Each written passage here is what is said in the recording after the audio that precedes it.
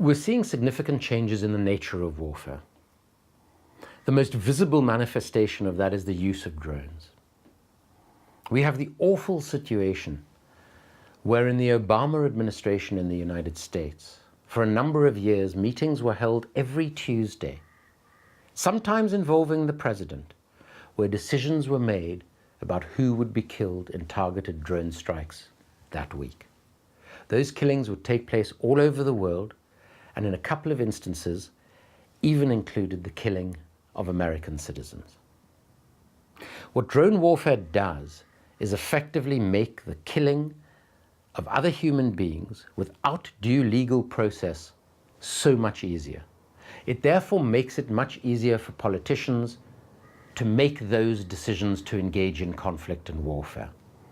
In addition to which, it puts those making the decisions for killing at even greater distance from those they kill. It obviously in no way minimizes the suffering of those who are killed, and as we have seen, it in no way minimizes the trauma of those who are ordered to do the killing. What this is a form of state murder at a distance. It is an attempt to sanitize something that can never be sanitized, and it is actually, as a consequence, making it worse. A film has been made called Drone about the way in which particularly the American military, but also British and European militaries, have been targeting kids effectively at gaming fairs, because the skills that are used in gaming are very similar to the skills needed by drone operators. The consequence of this is that you're taking something that is supposed to be harmless and you're using it as a training ground for the killing of other human beings. In other words, what we are doing is we're taking everyday activities, we're turning them into murder, and we're normalizing them. And I think perhaps more than anything else, this shows the terrifying and deadly effect of drone and robotic warfare, which unfortunately looks as though it's going to be a part of our future. The economics of the industry are having to be recalibrated so that some of this technology, which should be fairly cheap, such as drones, is actually being technologized to such an extent to try and drive up the costs so that the companies can continue to make their huge profits. And let's not forget that one of the beneficiaries of the huge profits of weapons-making companies are political parties, to whom they make huge donations and in return get the support of politicians. The other difficulty with this, though, is that it isn't stopping our governments from buying the conventional weapons systems that have been sold for decades and decades. So it's actually not bringing down the cost of defense spending, but in some instances, like Donald Trump's America, actually increasing it at a time when the world can ill afford this. But there's another dimension, and that is the extent to which a democratic and accountable state can hold to account both the weapons makers who are making this very advanced technology and those who operate it. So we are heading into frontiers that we don't understand, as a consequence of which our governments are unable to appropriately regulate these new forms of warfare. And given the failures of our governments to properly regulate conventional warfare and the buying and selling of conventional weaponry, as we get into these more technologically advanced forms of warfare and the weapons of war, my fear is really that our governments are going to be even less adequate at controlling these in a way that is to the benefit of humanity. I think that warfare generally is a tool, is a promoter of nationalism, of a very narrow form of patriotism, not a pride in one's country, but a hatred of everything that is not one's country.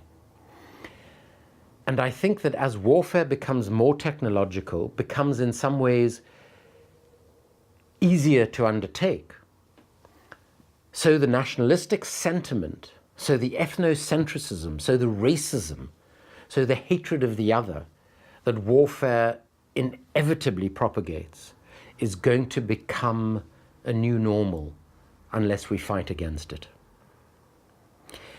And I should say on a very personal level, as the son of a Holocaust survivor, as someone who grew up in the system of apartheid and saw what racial oppression in its worst form looked like,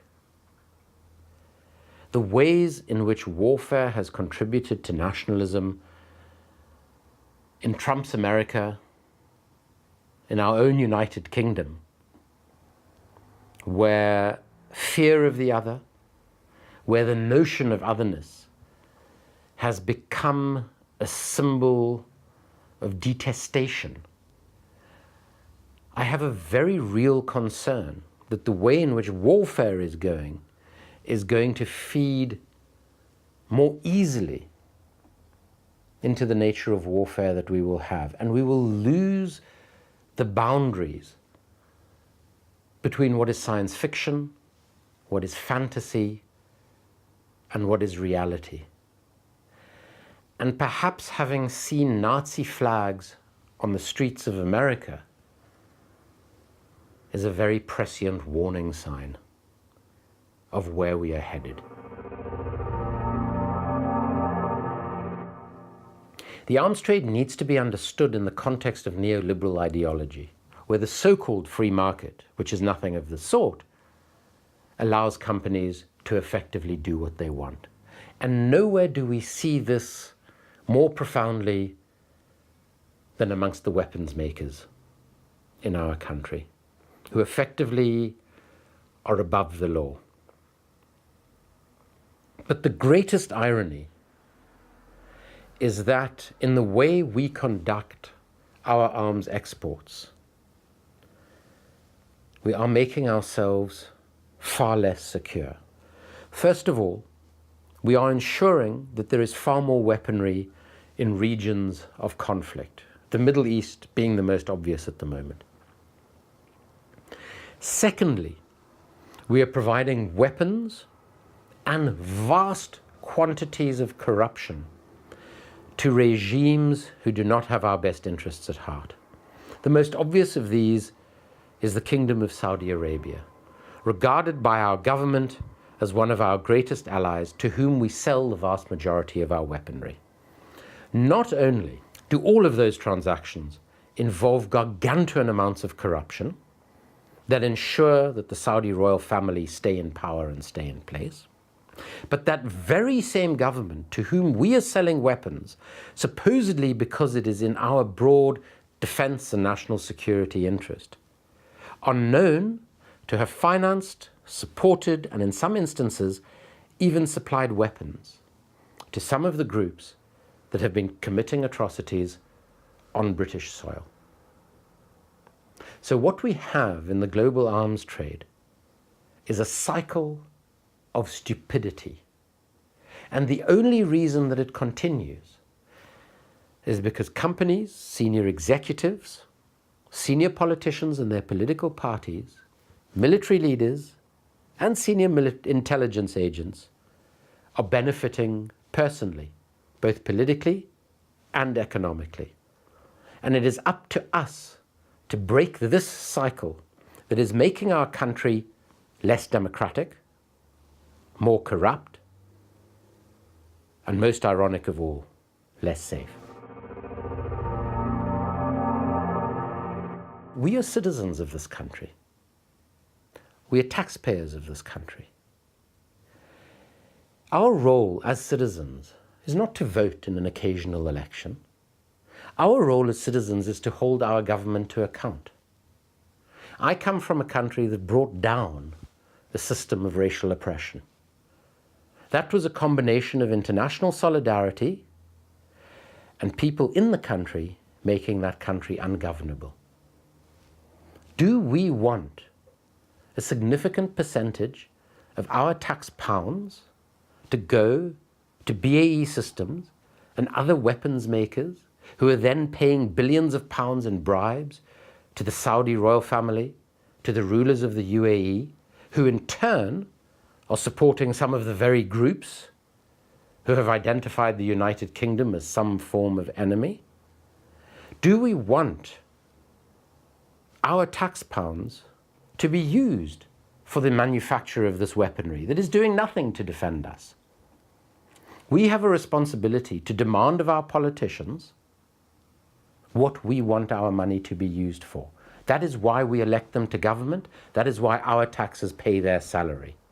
And the only way to do that is to deprive them of our vote until they commit to doing the things that we want them to do. Because unless they do that, they are not our representatives.